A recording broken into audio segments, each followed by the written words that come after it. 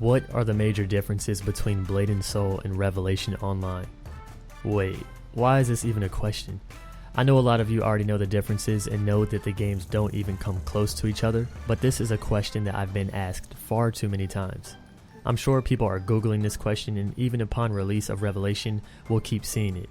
Reason being is because both follow a Wuxia theme, and yeah, that's about it. So I'm here to set things straight and give all the differences I can think of. The purpose of this video is not to make one game look better than the other, that is for you to decide. So let's get into it. Revelation's combat and skill system is pretty traditional. The skill animations are really unique and there are a ton of skills to choose from, with having your basic attacks, plus basic set of skills with the addition of 8 legendary skills to choose from and 6 to equip and bind to your F1 through F6 keys. But the combat in Blade and Soul takes a bit more focus and reaction timing.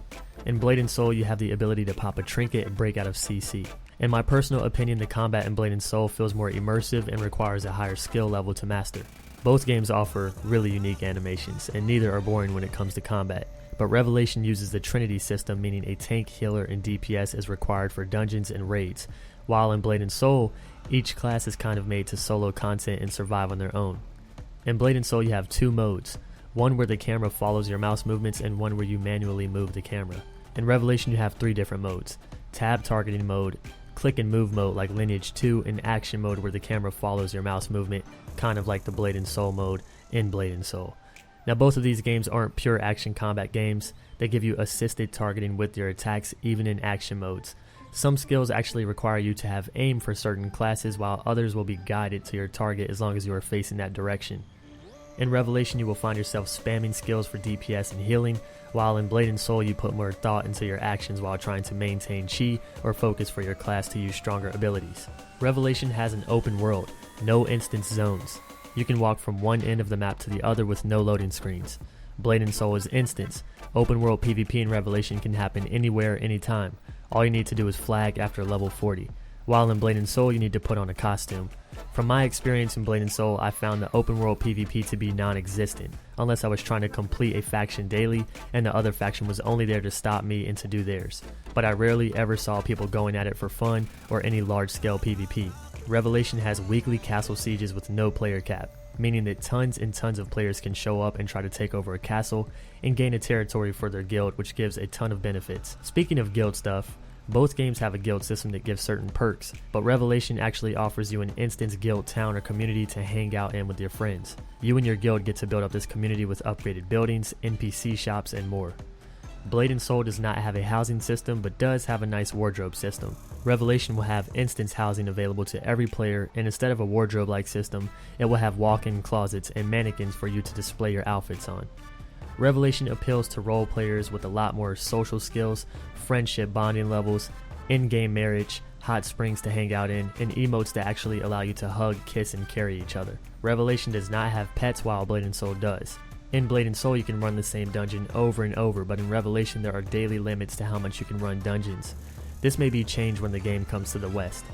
Blade and Soul offers arenas and allows you to jump into PvP from the beginning. Revelation requires you to hit a certain level, which I believe to be 40, and then you can PvP. Revelation doesn't just have 1v1s and 3v3s, but also has 5v5s, 10s, 20s, 30s, and instance guild versus guild, battlegrounds for 50 versus 50, and 100 versus 100. Revelation's crafting system requires you to actually go out and farm the mats, mine the ore, and gather the plants. In Blade and Soul it's mainly all done from a menu with click and wait for X amount of time. The weapon in Blade and Soul pretty much has a story of its own and levels up with you throughout your journey. In Revelation you do craft and upgrade your weapon throughout your leveling, but it is not necessary, and strong weapons and armor can also be found through dungeon drops. Revelation has underwater and aerial combat, meaning that the game allows you to fly. There basically is no limit to how high you can fly, and the combat system is a little different when fighting while flying. Blade and Soul does not have underwater or aerial combat. Revelation has mounts and Blade and Soul does not. Overall, Revelation is a game that requires more teamwork due to the Trinity system and caters to the role players a lot more. Revelation also has a ton more features and a lot more PvP options than Blade and Soul. It has enough PvP, PvE, and life skills to keep the game from getting boring. Blade and Soul lacks in many of these features but is way more competitive with having an esports scene, and also takes more focus, requires good reaction time, and takes a higher skill level to master the combat. Revelation's optimization is 1,000 times better than Blade and Soul's. The loot bidding system is also exclusive to Blade and Soul. Revelation has auto-pathing and Blade and Soul does not. Both have difficult PvE, but Revelation has even more modes you can run dungeons and raids on, harder modes, and again requires more teamwork. Every class isn't made for soloing content. I also want to add that Blade and Soul has more races while Revelation only has a human race but different types of builds, like a slim male, buff male, and a tiny lowly girl, but all of these fall into the human category. Blade and Soul might appeal more to you because its combat is more complex and it's big in the esports scene.